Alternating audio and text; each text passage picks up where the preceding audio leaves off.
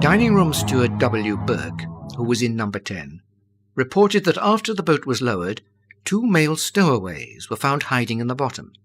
They were both put to work on the oars. Another crazed man jumped into the boat as it reached the water. He landed on a woman, severely bruising her right side and leg. As lifeboats 9 and 10 rowed away from Titanic's side, she had less than an hour to live. In the hour and 40 minutes since she struck the iceberg, only about 300 of her 2,206 passengers and crew had been put into the 8 boats lowered, and in these, nearly 200 places had been left unfilled. At 1:25, 2 more boats were lowered from either side of the boat deck. One of these was number 11, which had 70 people on board. Able Seaman Bryce told the American Inquiry, "There were no women and children who tried to get into the boat who were unable to do so. There was no rush and no panic whatever. Everything was done in perfect order and discipline." In number 11, there were 58 women, and of these at least 55 were from steerage. This bears out the finding at both inquiries that everyone on the boat deck had an equal chance, and there was no real evidence that third-class passengers were discriminated against in any way. While number 11 was being supervised by Murdoch on the port side, Chief Officer Wilde and Second Officer Lightoller were loading number 12. It was lowered safely without any major incidents, although a Frenchman jumped in at the last minute and hid under the thwart so he wouldn't be found.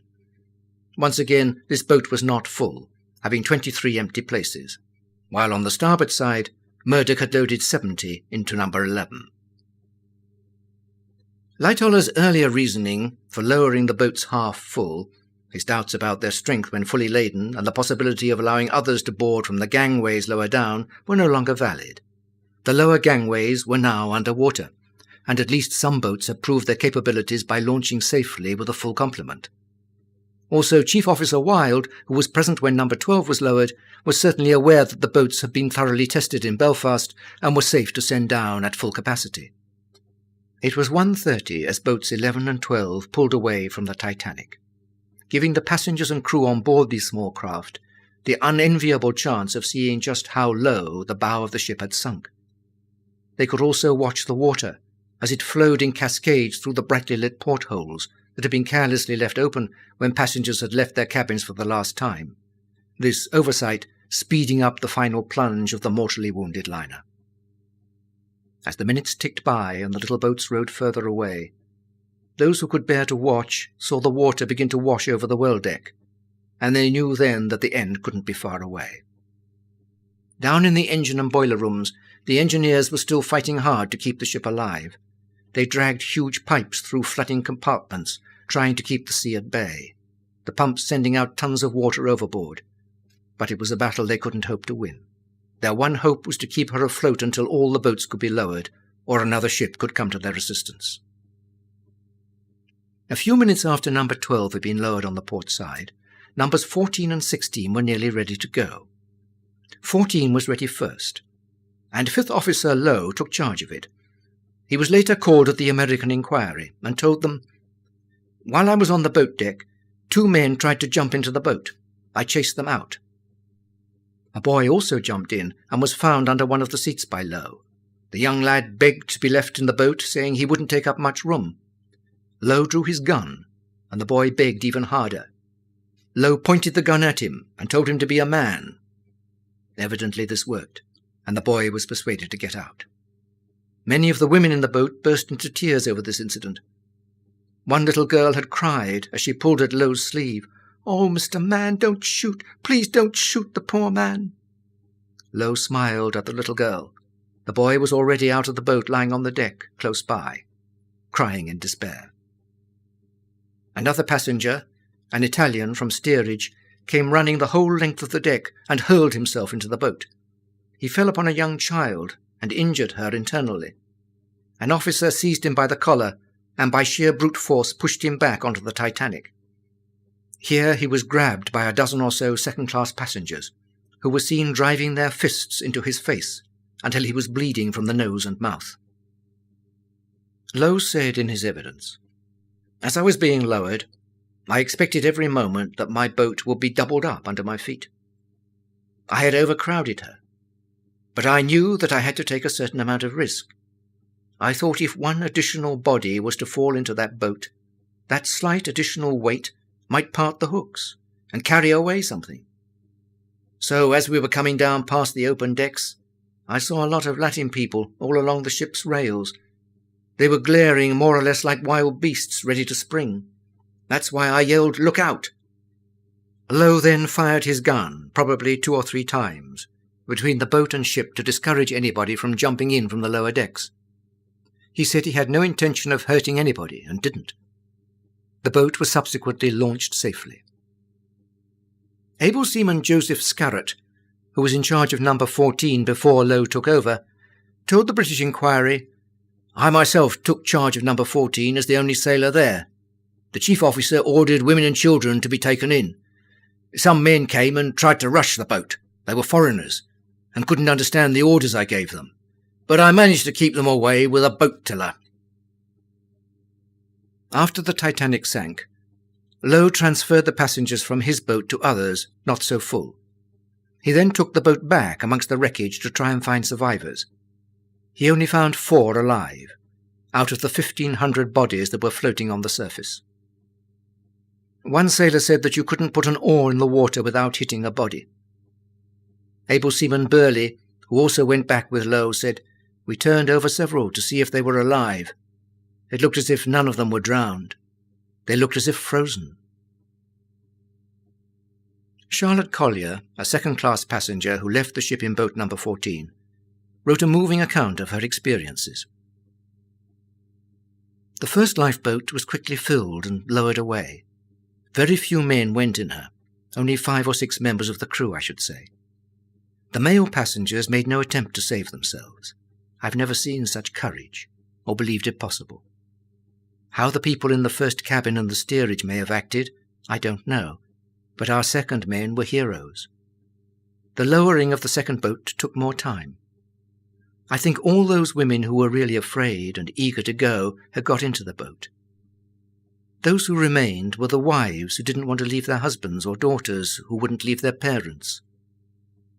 The officer in charge was Harold Lowe.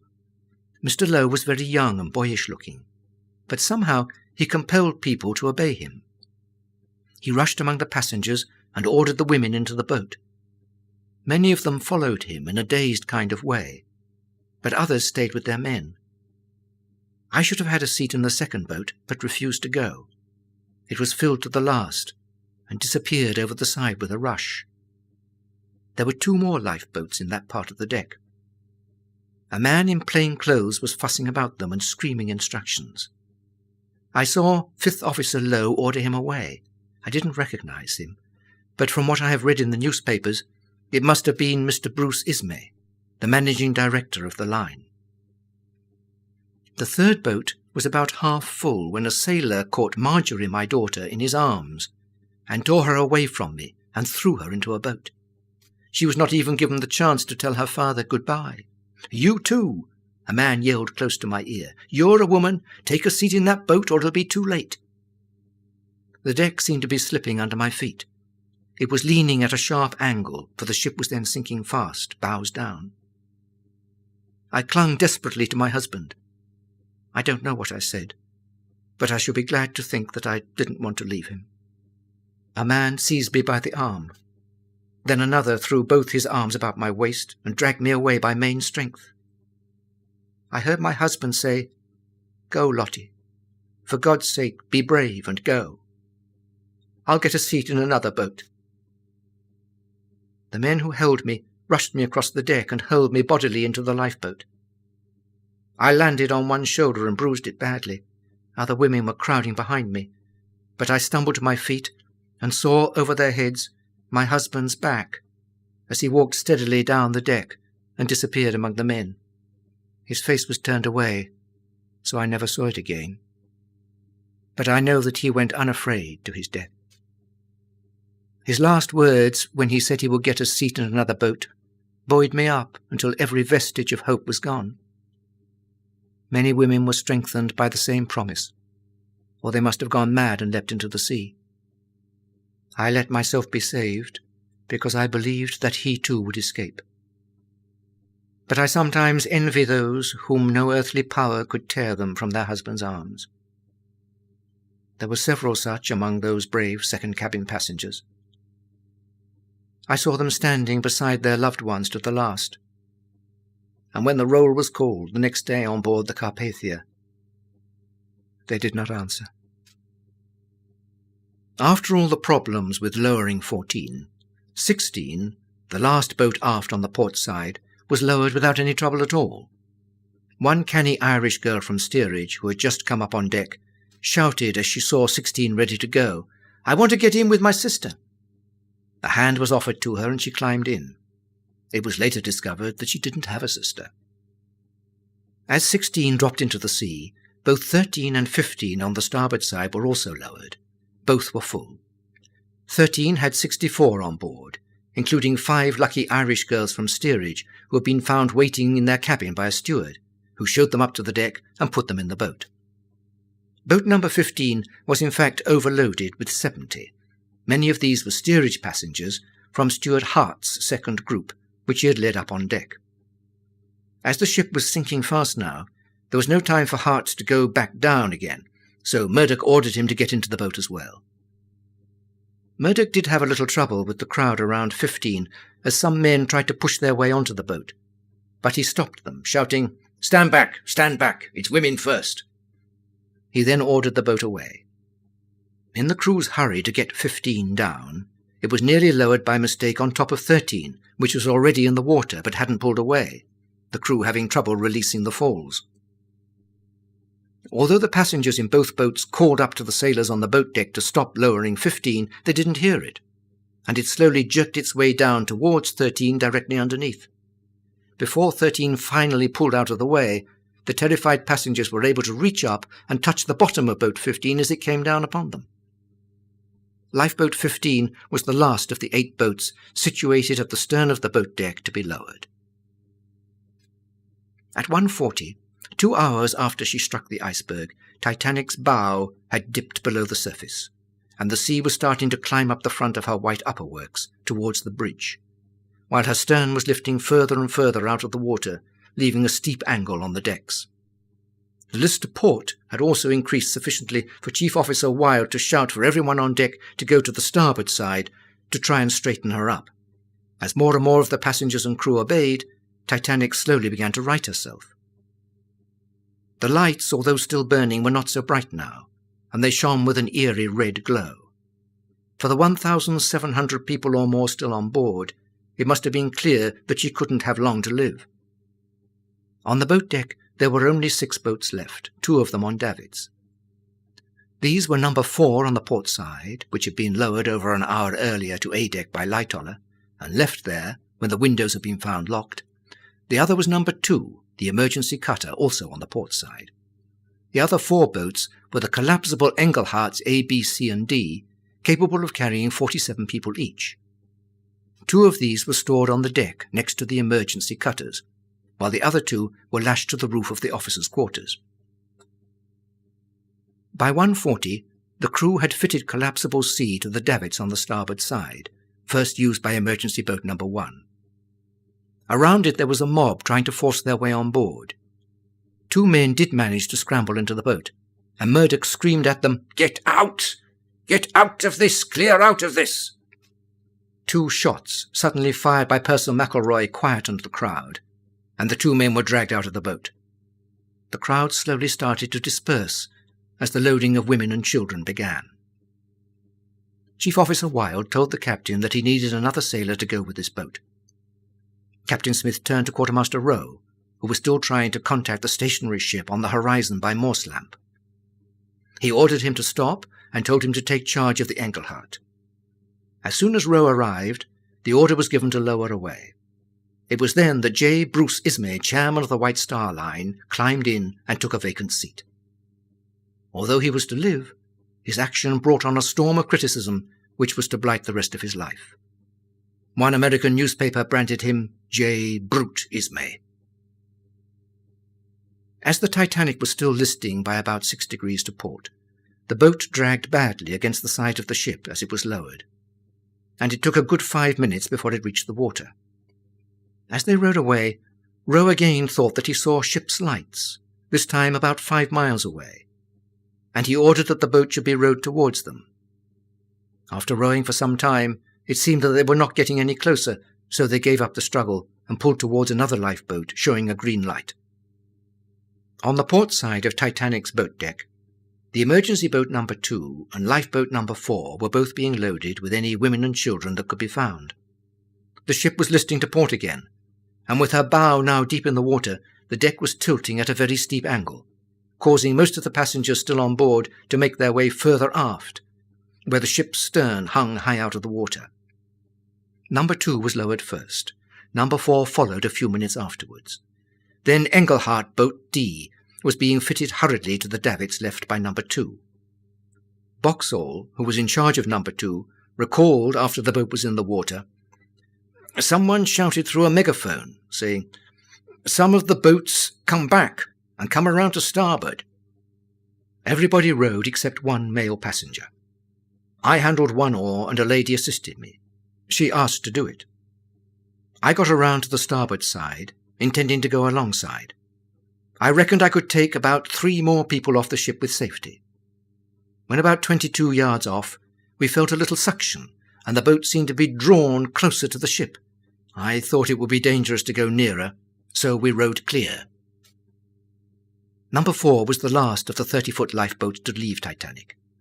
Amazingly, with over 1,500 people still on board the doomed ship, it was lowered the short distance left to the sea with over 20 empty seats. The young Mrs. Astor and Mrs. Widener were on board. Both their husbands were multimillionaires who were lost with the ship. Astor had asked if he could join his wife in the boat, as she was in a delicate condition, but Lightoller refused, saying, "No men are allowed in these boats until the women are loaded first." It was calculated in one contemporary journal that the joint fortunes of the 10 wealthiest men lost on the Titanic amounted to over £120 million. As Boat D was being loaded, an American senator was seen wandering nearby, taking huge gulps of gin from a bottle in his hand. No one who saw him believed that he would survive in his condition, but amazingly, he appeared on the Carpathia the next day with a hangover. As Lightoller helped the last lady he could find waiting on the deck into Boat D, he called out, "Are there any more ladies?" Somebody shouted back, "There are no women." Lightoller looked around the sloping deck. In the boat there were still places for about 20 more, and there were plenty of men standing nearby who had been giving him assistance. They were all now staring at him apprehensively, waiting for him to make a decision that could mean life or death for them. Lightoller relaxed for a moment the strict rule he had stuck by all night, women and children first, and he began to let the men climb in. Just at that moment, a voice was heard to shout, "There are some more women," and they were pushed quickly through the crowd. The men who had just got into the boat were forced to climb out again, and the ladies with their children rapidly took the seats. For some time between lowering the boats, Lightoller had been going over to a doorway leading to an emergency stairway to sea deck. He had watched the cold green water creeping up step by step, using it as a gauge as to how long the ship might have left. He could see from the level it had now reached that there wasn't much time left, so he went back to the boat and ordered it to be lowered. The chief officer who was standing nearby told Lightoller to go with it, but Lightoller refused, saying, "Not damned likely." As this boat was lowered, 2 men who had been helping the crew for most of the night were watching it from A-deck. One of these, Hugh Woolner, told the American inquiry, "I said to Stephenson, 'Let's go down to A-deck,' but there was nobody there. I looked on both sides of the deck and saw no people. It was absolutely deserted, and the electric lights along the ceiling were beginning to turn red, just a glow, a red sort of glow. So I said to Stephenson, 'This is getting to be a rather tight corner. Let us go out through the door at the end.' And as we went out, the sea came in on the deck at our feet. Then we hopped up onto the gunwale, preparing to jump into the sea, because if we had waited a minute longer, we would have been boxed against the ceiling. As we looked out, we saw this collapsible boat, the last boat on the port side, being lowered right in front of our faces. I said to Stephenson, 'Let's make a jump for it. You go first.' And he jumped out and tumbled head over heels into the boat. And I jumped too, and hit the gunwale with my chest, which had on the life preserver, of course. Warner hung onto the gunwale, and with his fingers, his legs dangling in the sea. Using all his strength, he was able to hook his right heel over the side of the boat, and Stephenson, who was by then on his feet, pulled him in. After Frederick Hoyt had helped his wife into the boat, he stepped back, knowing he would not be allowed to join her. Then, taking Captain Smith's advice, he went down to A deck to see if any lifeboats were alongside. To his surprise, he saw his wife's boat still being lowered, and with spaces on board. He immediately jumped over the side, and swam out a few yards, where he waited for the boat to shove off and pick him up. 2 crew members also jumped from the ship and swam to the boat. Both were pulled in. As Boat D pulled away from the ship, mingling amongst the other noise, the people on board could hear music. Despite everything that was happening around them, the band still played on. Lightoller and another seaman climbed onto the roof of the officers' quarters, where the last 2 collapsible boats were stored. There were only minutes left, as they hacked at the lashings. The 2 men tried to push the Engelhart down onto the boat deck, which was by then covered in water, hoping that some of the passengers or crew might be able to scramble on board as it floated off. Harold Bride, the junior Marconi operator, had been in and out of the wireless room since the collision, running up and down the deck with messages for the captain. He knew from his last trip that the water was nearly up to the boat deck, and hundreds of the passengers and crew were moving aft in a great scramble. Back in the office, Phillips was still sending out distress calls, and Bride started to look around for something that might float for them both to cling to. He remembered that his life jacket was under his bunk, and went to put it on. He also found Phillips, and while he still worked standing up, he strapped it to him. Then, with nothing else to do, Bride went out onto the deck again to see if any boats were left. He looked towards the bridge and saw a dozen men trying to get a collapsible down from the top of the officers' quarters. He climbed up to help them, and by propping planks and oars against the cabin wall, they were able to slide it down onto the deck. He then went back to tell Phillips the last raft had gone. Phillips just looked at Bride and kept on sending. Just after 2 a.m., the captain went into the wireless office where Phillips and Bride were still working, although the power was very weak. "Men," Smith said, "you have done your full duty. You can do no more. Abandon your cabin. Now it's every man for himself." He paused briefly, as a melancholy look crossed his face, and then said, "You look to yourselves. I've released you. That's the way of it at this kind of time." With these last few words, he left their cabin. Phillips immediately started to transmit again. Bride looked outside and was shocked to see that the boat deck forward was awash. He told Phillips, but Phillips just kept sending, only nodding in acknowledgement. Bride went into their quarters, which were attached to the wireless office, to get some things, including some money for Phillips. When he came back, he found a sailor, a stoker, he thought, trying to take the life jacket off Phillips' back. Bride wrote, "He was a big man, and I'm very small. I don't know what it was I got hold of. I remembered in a flash the way Phillips had clung on, how I had to fix that lifebelt in place because he was too busy to do it. I knew that man from below decks had his own lifebelt, and should have known where to get it. I suddenly felt a passion not to let that man die a decent sailor's death. I wished he might have stretched rope or walked a plank. I did my duty. I hope I finished him. I don't know. We left him on the cabin floor of the wireless room, and he was not moving." Phillips kept sending until the water started to wash across the deck of the wireless room. His last message was heard by the Virginian at 2:17 a.m., 3 minutes before Titanic sank.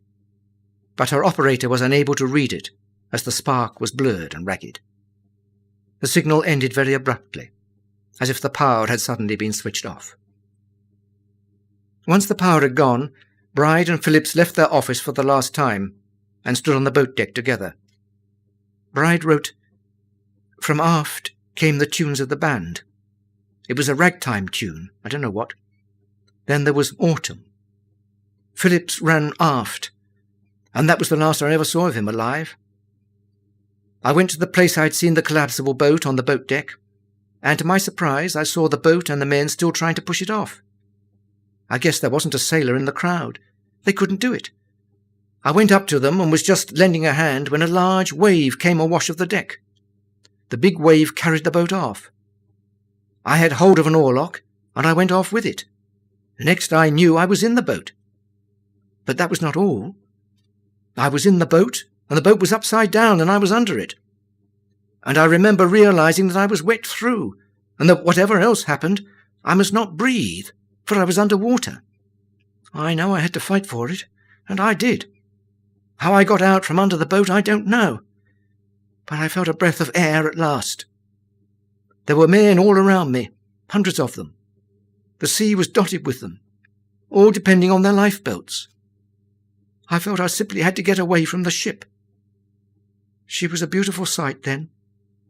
Smoke and sparks were rushing out of her funnel. There must have been an explosion, but we heard none. We only saw the big stream of sparks. Lightoller, too, was by the same collapsible as Bride as the end came. He felt the ship take a slight but definite plunge. It was probably a bulkhead going, letting hundreds of tons of water crash through into another of Titanic's cavernous compartments. He looked up and saw the bridge sink under the sea, and a great wave coming over it towards him, washing people overboard as it rolled back along the deck. Hundreds of passengers and crew turned and started to make their way as fast as they could towards the stern, pushing and fighting as they desperately tried to escape the water. The weaker amongst them were slowed by the ever-increasing slope of the deck, or by some of the hundreds of passengers who had stayed below until the last moment, who were now all rushing onto the deck through different doorways. One by one, those who were not fast enough were knocked over the side, or drowned as they got entangled in the ropes or other equipment on the deck. For those that did reach the stern, they had only delayed their inevitable fate by a few minutes, as the sea made its relentless progress along Titanic's deck. Earlier, after the last of the boats were lowered, a few had jumped overboard. Now many more decided to take their chance with the sea, rather than be dragged down by the suction as Titanic took her final dive. Soon the water around the ship became dotted with men and women who were desperately trying to swim away from the ship. But there was nowhere for them to make for. There was no sign of the lifeboats. They were all too far away in the darkness to be seen. It wouldn't have taken long for the freezing cold sea to bite into these poor wretches, the pain quickly becoming unbearable before numbness set in. And within a few minutes, all that was left for them was the release of death. On the lifeboats that surrounded the Titanic, hundreds of yards or more away, the wives who had left their husbands on board, or crew members who had left their mates, could hear the screams of pain and panic of the poor souls left on board and in the sea around the ship. Some pressed their hands to their ears, or closed their eyes, not able to watch. Others prayed, but there was nothing any of them could do to help. Lightoller knew it was pointless to follow the crowd making their way aft. He knew it was only prolonging the agony, and what chance would there be for them when eventually they would all end up in the water, struggling for their lives in a great mass? He thought he might as well get it over with, and as the sea washed around his legs, he dived in. He said the freezing water felt like 1,000 knives being driven into him, and he completely lost control of himself. Ahead of him he saw the crow's nest, and not knowing what he was doing in the cold, he began to swim towards it. He then managed to pull himself together, realizing that there was no safety in clinging onto something attached to the ship, and he began to swim away.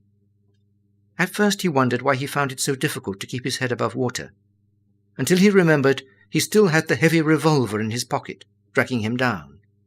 He pulled it out and let it drop to the bottom. As the ship went down, he suddenly found himself drawn towards a ventilator near the forward funnel, and he was pinned against the wire netting covering it. He became glued there by the pressure of the water pouring down the shaft, and he was dragged below the surface as the ship slowly sank. He thought his time had come as he kicked and struggled to get away. As fast as he pushed himself off, he was dragged back again. Just as he thought he would drown, A blast of hot air blew him up to the surface. He had just enough time to take a breath of air before he was dragged down again, sticking to another grating. He had no idea how he escaped the second time, but he eventually found himself on the surface alongside one of the collapsible boats that was upside down. For a time, he didn't have the strength to climb onto it, just floating alongside, hanging onto a small piece of rope. In the water all around him, Lightoller could see hundreds of men. Some were swimming, others were already drowning or freezing to death. The Titanic was creaking and groaning as she sank, her stern lifting higher and higher into the air. This put a huge strain on the expansion joint just aft of number 1 funnel, and it began to open, causing the funnel to fall towards Lightoller. It missed him by a few inches as it crashed down between him and the ship, but it did fall on top of scores of others who were already in the water, killing them instantly. One good effect of the funnel falling was to cause the collapsible boat Lightoller was clinging to be washed 50 yards or so away from the ship, where he eventually found the energy to pull himself onto it, joining several others who were already on board, standing with ice-cold water around their legs. A few minutes later, Bride also swam up to the boat. It was the same one he had been caught under earlier. He had hardly any energy left because of the cold, and he was just able to roll onto the edge of it and lay there in the water, not caring what happened to him. The most moving and articulate account I've found of the Titanic's last minutes was written by Charlotte Collier, whom I've quoted earlier. She was already in a lifeboat as the ship went down. No other boats were in sight, and we didn't even have a lantern to signal with. We lay there in silence and darkness in that utterly calm sea. I shall never forget the terrible beauty of the Titanic at that moment. She was tilted forward, head down, her first funnel partly under water. To me, she looked like an enormous glowworm, for she was alight from the rising waterline clear to her stern, electric light blazing in every cabin, lights on all her decks and lights on her masthead. No sound reached us except the music of the band, which I seemed, strange to say, to be aware of for the first time. Oh, those brave musicians! How wonderful they were! They were playing lively tunes, ragtime, and they kept it up to the very end. Only the engulfing ocean had the power to drown them into silence. At that distance it was impossible to recognize anyone on board, but I could make out groups of men on every deck. They were standing with arms crossed upon their chests and with lowered heads. I am sure that they were in prayer. On the boat deck I had just left, perhaps 50 men had come together. In the midst of them was a tall figure. This man had climbed upon a chain or a coil of rope, so that he was raised far above the rest. His hands were stretched out, as if he was pronouncing a blessing. During the day, a priest, a certain Father Biles, had held a service in the second cabin saloon, and I think it must have been he who stood there leading those doomed men in prayer. The band was playing "Nearer, My God, to Thee." I could hear it distinctly. The end was very close. It came with a deafening roar that stunned me. Something in the very bowels of the Titanic exploded, and millions of sparks shot up to the sky. This red spurt was fan-shaped as it went up, but the sparks dispersed in every direction in the shape of a fountain of fire. 2 other explosions followed, dull and heavy. As if below the surface, the Titanic broke into 2 before my eyes. The forepart was already partly under water. It wallowed over and vanished instantly. The stern reared straight on end and seemed poised on the ocean for many seconds. They seemed minutes to us. It was only then that the electric lights on board went out. Before the darkness came, I saw hundreds of human bodies clinging to the wreck or jumping into the water. Cries more terrible than I have ever heard rung in my ears. I turned my face away, but I looked round the next moment and saw the other half of the great ship slide below the surface of the water, as easily as a pebble in a pond. I shall always remember that last moment as the most hideous of the whole disaster. After the ocean closed over Titanic's stern, over 1,500 people were left screaming and shouting for help as they thrashed around in the grip of the ice-cold water. Some gave up quickly when they realized the hopelessness of their situation and just quietly prayed as they froze to death or drowned. Others fought on until the last, trying to swim towards the boats they knew were in the distance somewhere. The dreadful noise of the dying that reached the ears of all those in the lifeboats was to stay with them for the rest of their lives.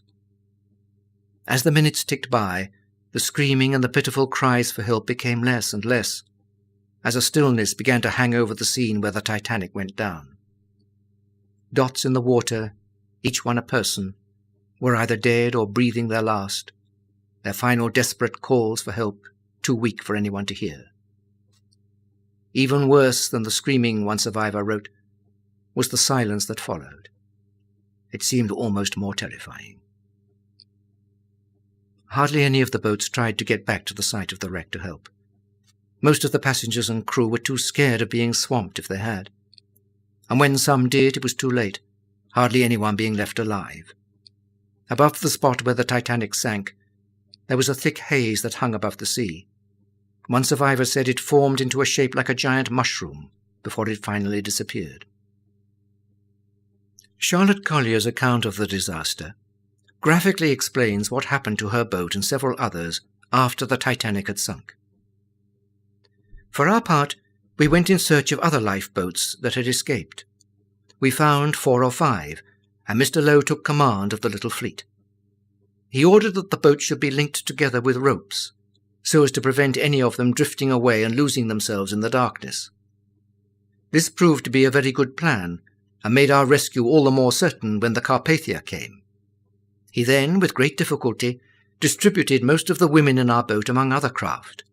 This took perhaps half an hour. It gave him an almost empty boat, and as soon as possible he cut loose, and we went in search of survivors.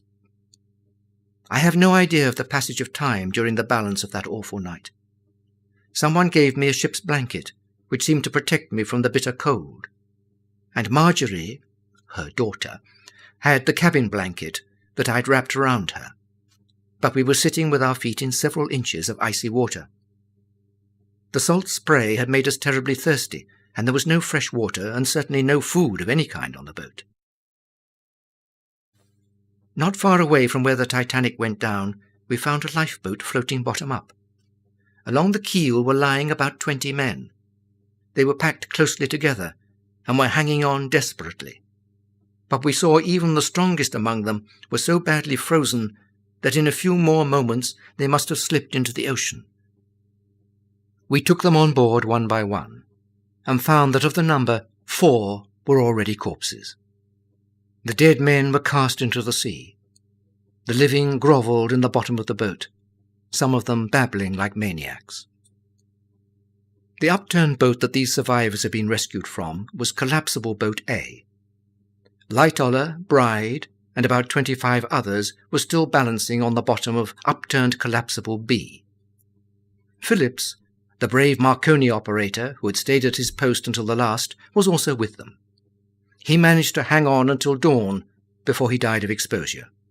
Shortly afterwards, those still clinging to life were rescued by boat number 12.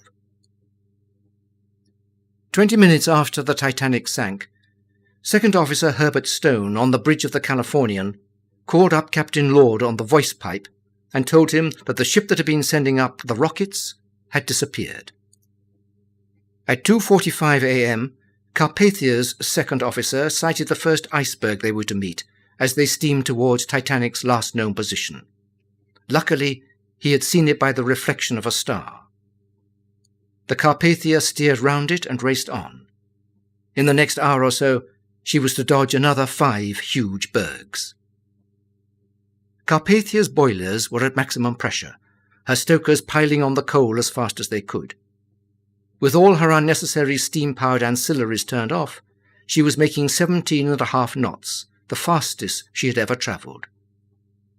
In the wireless shack throughout the dash, Cottam had kept trying to keep Titanic informed of her progress, but he had lost contact with Phillips some time ago. Rockets were fired into the air every 15 minutes, exploding in front of the ship. These were to let Titanic know when Carpathia was close enough that help was on its way. At 4 a.m., Captain Rostron slowed Carpathia's engines. According to his chart, they had reached the last position Titanic had given his wireless operator. He had made the dash in 3.5 hours, 30 minutes better than he had hoped. But where was the Titanic?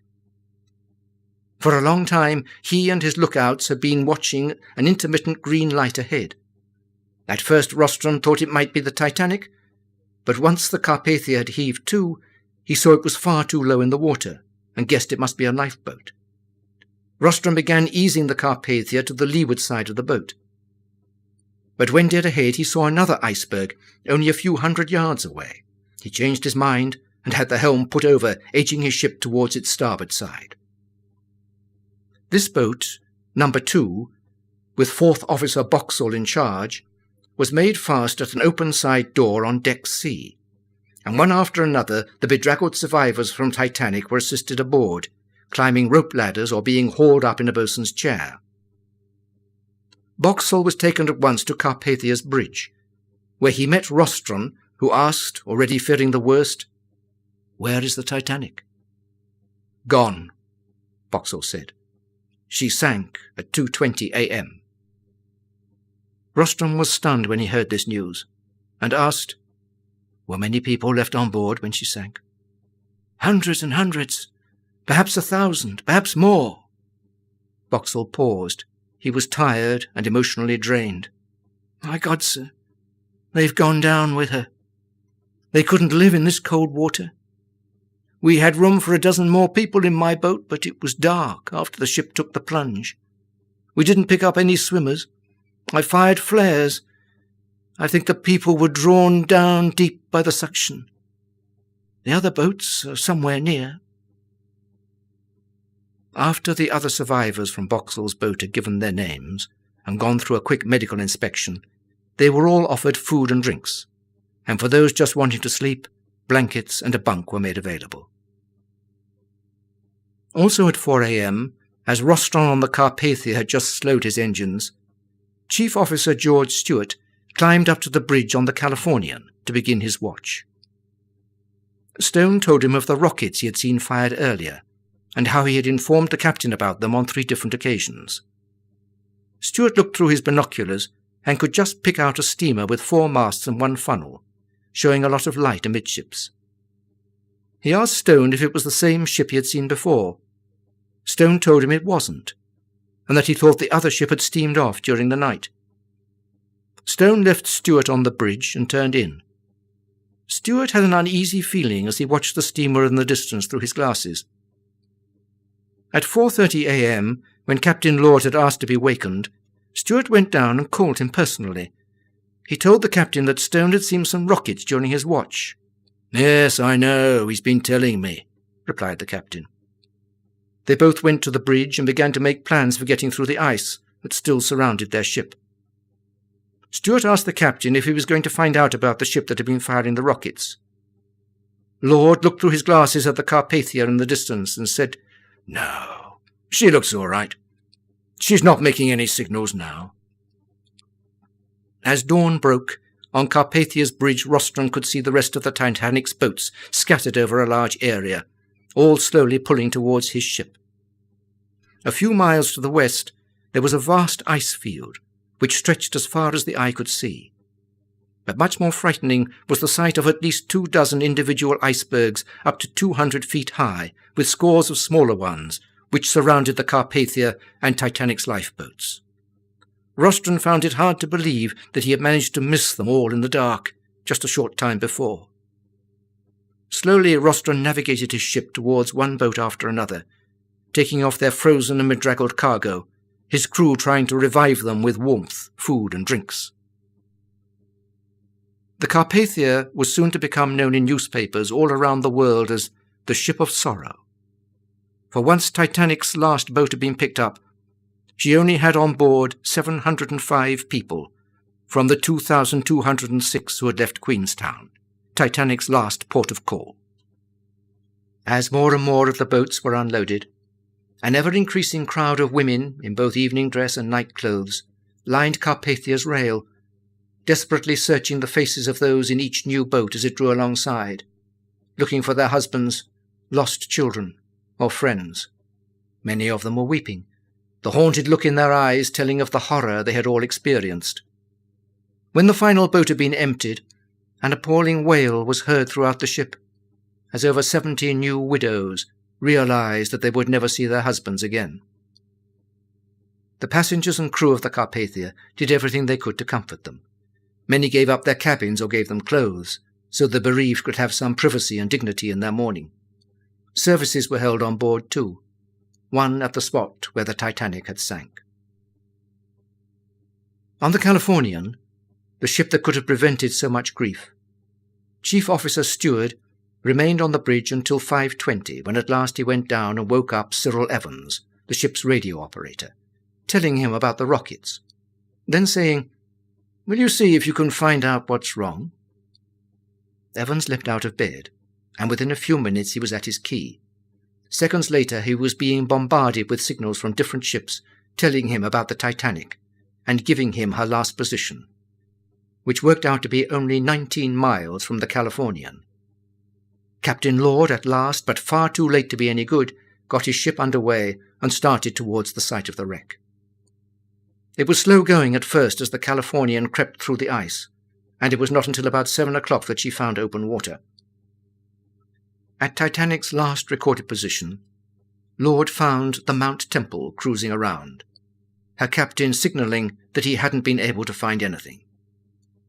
Next, Lord steamed down and joined the Carpathia, drawing alongside her at about 8:30, just as Rostron was picking up the last of Titanic's boats, commanded by Lightoller.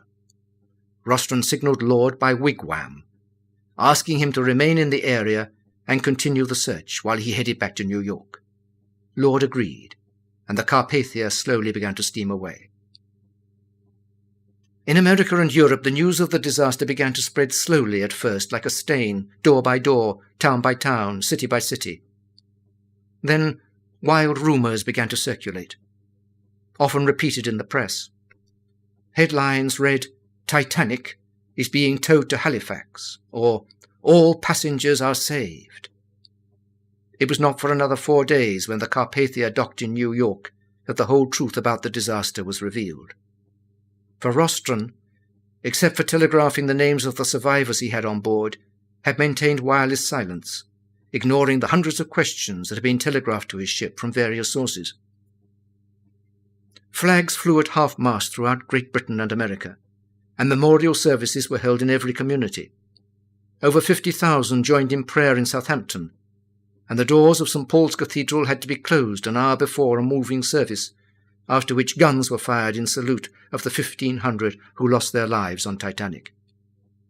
The following figures of the lost and saved among those on board Titanic were issued by the Board of Trade.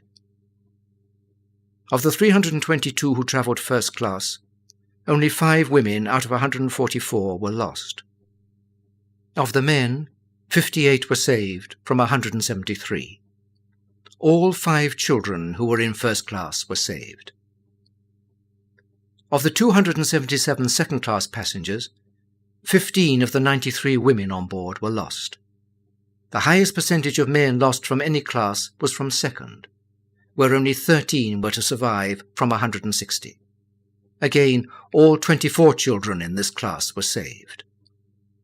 In third class, there were 709 passengers. Of the 179 women, 98 were saved, but only 55 of the 454 men escaped. Equally as tragic, 53 of the 76 children in third class also died. Figures for the crew are, of the 875 men on board, 189 were saved. There were also 23 women in the crew, of whom 2 were lost.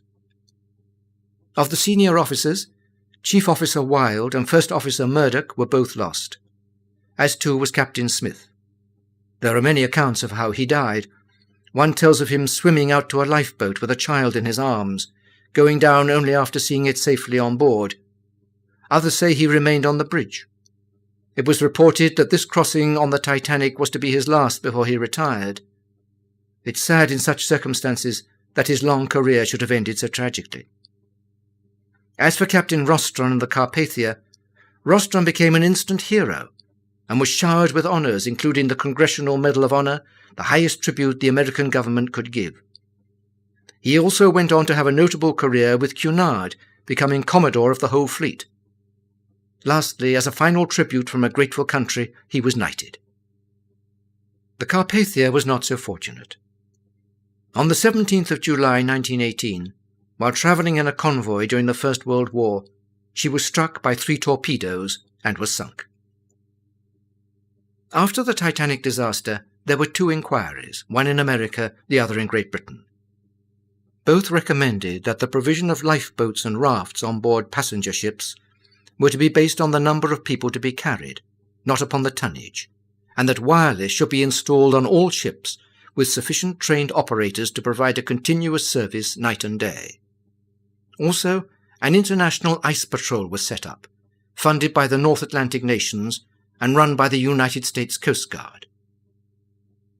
While Second Officer Charles Lightoller, the senior surviving officer, was on the stand at the British inquiry, he was asked for his opinion as to why the iceberg was not seen sooner. He replied, "There was a complication of circumstances, which might not occur again in 100 years.